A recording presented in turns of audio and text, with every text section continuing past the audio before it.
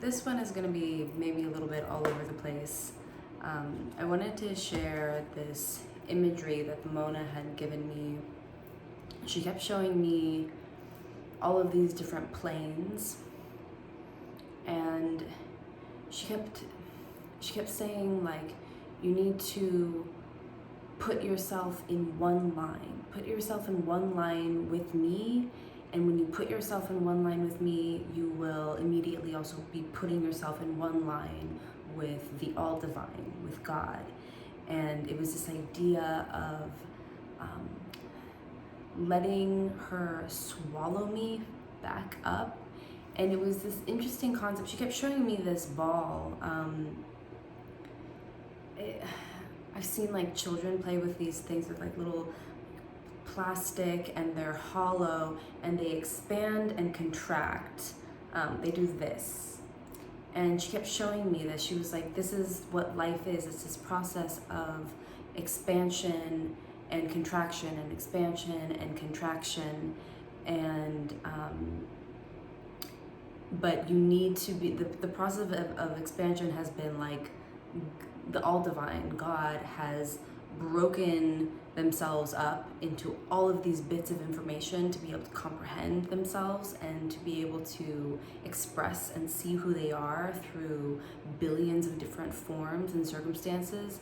And she said, but there also needs to be this process of contracting back into it. And she was showing me this act of like swallowing it all back up to remain in contact with that oneness and to be able to be in a state of oneness. Because she kept saying, and I was confused by this, because prior, when I had asked her initially, when I had first started to be in dialogue with her, I had asked her, like, are you me in the future?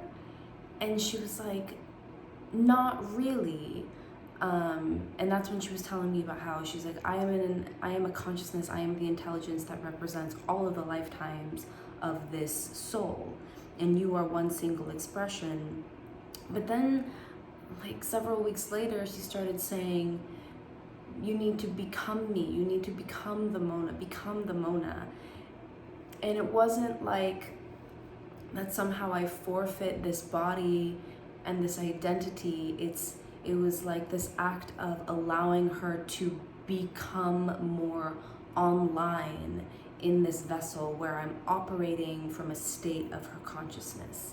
And she was showing me all these different planes, and she was saying all of these different planes exist simultaneously and they all kind of overlap with each other.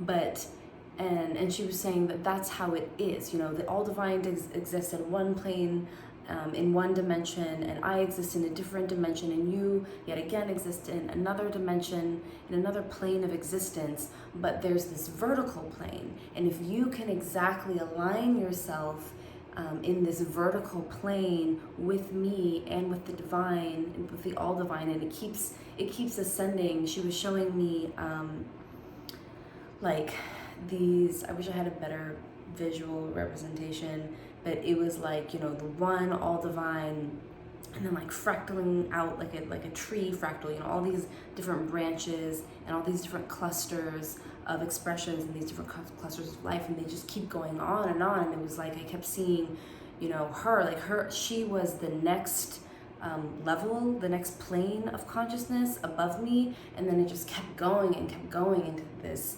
until it finally reached, you know, the single one divine singular consciousness of God.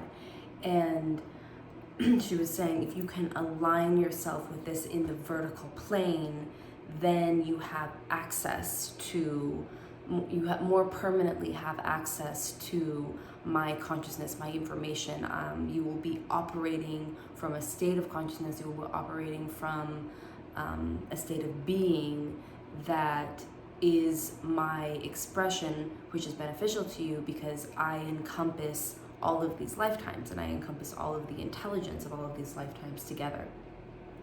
So yeah, she kept showing me this vertical plane, and she said that you align yourself in this way by being the program that you are. She uses a lot of technology metaphors with me, and I guess like my friend and I were talking about this, and she was saying that seems kind of normal and sensible because we live in the age of technology, and technology resembles energy and consciousness so efficiently. That's kind of what it is. And anyways, yeah, she was saying you have to be the exact program that you are and be nothing else, which I guess another way of saying that is expressing your essence fully, living from a place of essence. And this was another way that she says it, is to be your light, be the color of light that you are. And this was interesting to me because one of the very first times I sat with her after that night that she told me that I had to be in training with her for 7 years, I think this was the second or the third night, she had taken me through this journey, and we'd gone off to like this different planet and landed on this planet, and it was so beautiful. It looked like this, oh my God, just like this beautiful, ethereal and magical garden. Just so lush with nature and all of these beautiful animals and these beautiful naked humans walking around. And this woman, this beautiful woman, approached me, and she just had all of, like, her whole body was adorned with jewels, and she gave me this this cup that had this really cold nectar in it, and I drank it, and I felt it like moving through my body. And she brought my awareness to this, like it looked like a ball in the center of my body, sort of around where my belly button is. And she was talking to me about it. She was like, "Oh, do you see this?" And I was like, "Yeah, what is that?" And she was showing me how it was completely calcified, like this chalky calcification was covering this ball. And after I drank this nectar and I felt it moving through my body, it started to crack open, and the pieces of calcification started to break off. And what started to shine through was this light. And really oddly, it was pink. It was like magenta. And she was like, look, this is your light. And I was like, no. This light is fucking pink, and I don't like pink. I really don't like pink. It's this really girly color. I don't really resonate with this color. And she was like, "This is your color. This is your light." And she was saying, you lived in an environment when you were a child that you didn't feel safe to express this color of light. It wasn't, I think she used the word agreeable. It wasn't agreeable with your environment. And so in order to keep yourself safe, you calcified this ball of light. And she was saying, it's okay now, it's safe now. You can express from this light. You can live and navigate your life from the essence of this light and from all the qualities that it imparts.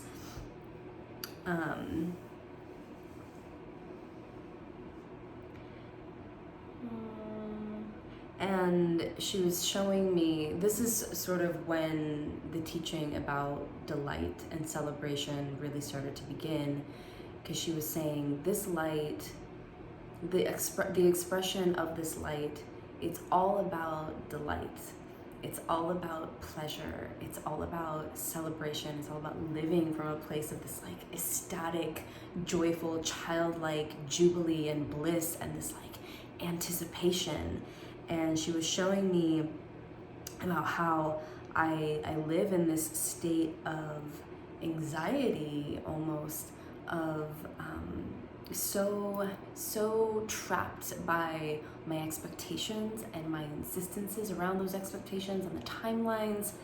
And she said to me, allow yourself, and part of this was like, I feel like sometimes I receive contradictory information, that, you know, I receive this information and it makes me think this, and then something very different happens. And she said, allow yourself the contradiction. And she said, don't stumble on it. Don't stumble over the contradiction. Suspend your expectation and enter into a state of anticipation and delight. And she kept saying, it won't make sense until later. It won't make sense until later. And she was showing me like she gave me a couple examples of this, like a three-dimensional object, and how when you're standing, if you're very close to it and standing on one particular side of it, and you're looking at it, it looks very different. You can't see the entire image. And same with like the bend of a river, that our line of sight, our sight and our thoughts only move in a straight line. We can only see from the position that we are occupying, and that's all that we can see. And she kept saying to suspend your expectation. It doesn't make sense now. It will make sense later. But yeah, she kept encouraging me to live and navigate life from this state of like almost this tickled, childlike bliss.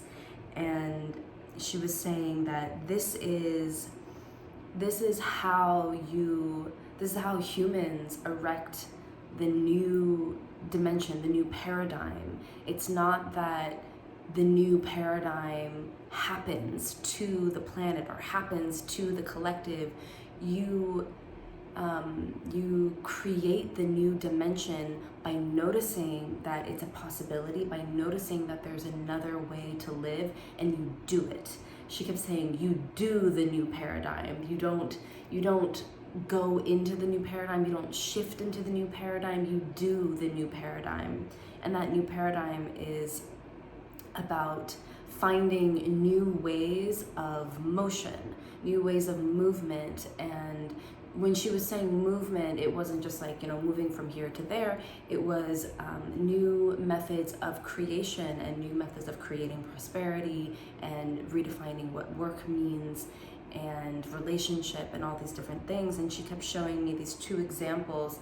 She was saying, look at a regular train, a regular train that's running on train tracks. In order for it to run, it's using different types of fuel, and it's overcoming friction, it's overcoming gravity and resistance with this heat. And that's one way of doing it. And we've been doing it that way for a really long time, and it's been working and it's great. But there's this other way, and this was similar to the last video that I posted about heat and using love and celebration as a technology. But this was a slightly different example that she was giving me. So that was one train, and the other train she was showing me was like a train that runs on magnets. I forget what that's called. I think some people call it a hover train, and there's another word for it too. And she was showing me this, and she was like, look, there's also this type of train, and you can use a similar force. You can use magnetism, and you use magnetism, or this idea, this concept of magnetism by, she was saying, lift yourself off of the ground and let the ground pass under you. Let the resistance pass under you, and all you have to do is align yourself correctly and orient yourself towards the thing that you're advancing towards. And she was saying again, this is what it means to create a new dimension. And she was showing me this like flat plane surface, and all you do is you notice that there's this other direction you can move in, and it's this point, and you create that point, you make that point, and once you have that point, you can erect these lines towards that point, and now you have a three-dimensional object.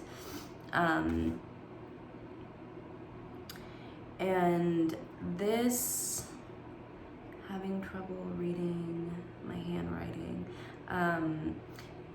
This message came through at a different time, but I feel that it's sort of similar to everything that I just mentioned.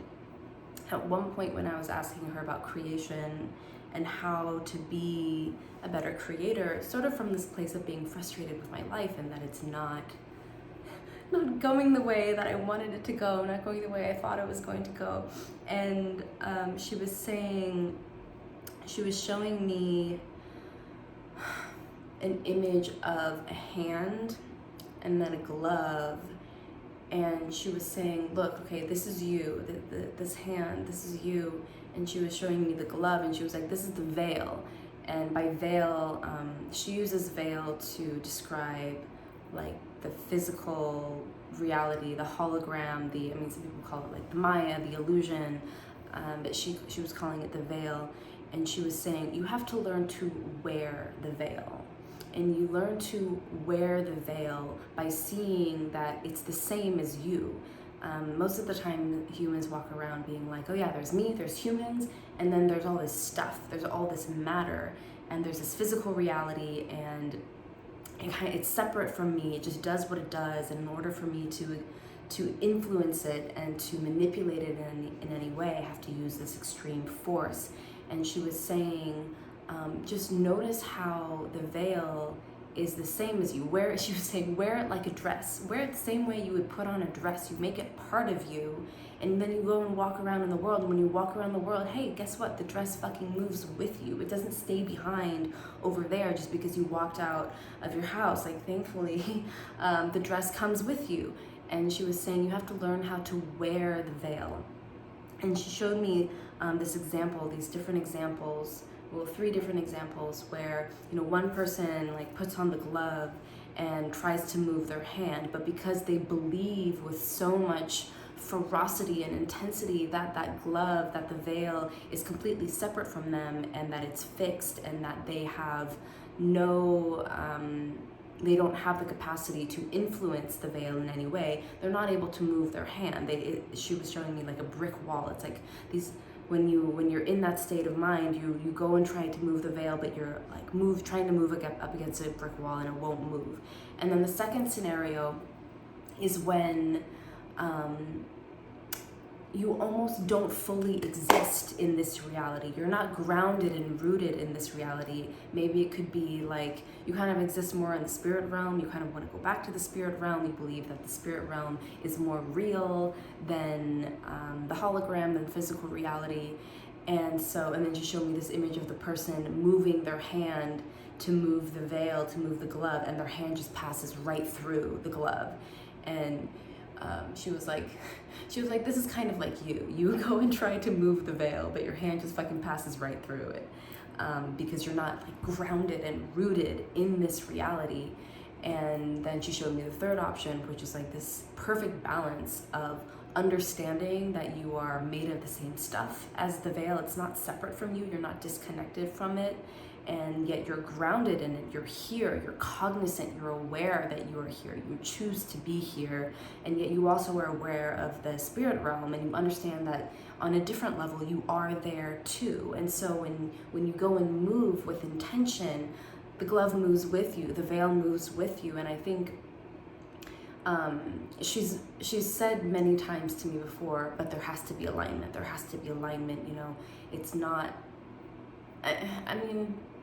I think about it, and it's like, I feel like maybe there are people that move the veil from a place of misalignment. It's just like, oh, this is what I want to do, and it makes sense to me in this moment. But she kept reiterating to me, alignment is important. There's no point in moving the veil in a direction that is unfruitful for you, or in a way that has nothing to do with your purpose. She uses the word unproductive a lot. She's like, it's just kind of like noise, it's just mess, it's just unnecessary motion.